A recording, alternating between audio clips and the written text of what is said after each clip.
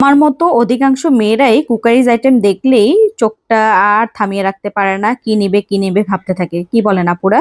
তো যাই হোক, আমি তো সেদিন এমকি ইলেকট্রনিকে ঢুকেছিলাম কিছু নেয়ার জন্য। তো দেখলাম যে এত দাম, যা দেখছি তাই ভালো লাগছিল। এই শোপিসগুলো দেখতে খুবই সুন্দর কিন্তু প্রচুর দাম ছিল।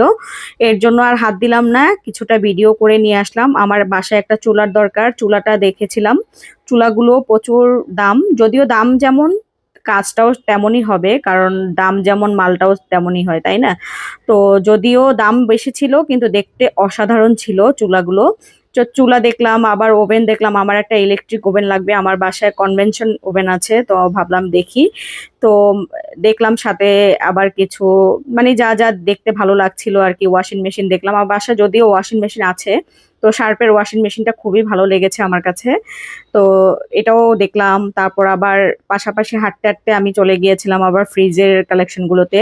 এখনকার ফ্রিজ গুলো এত সুন্দর, যদিও আমার বাসায় অনেক আগের ফ্রিজ, তারপর আমার ফ্রিজটা অনেক ভালো সার্ভিস দিচ্ছে।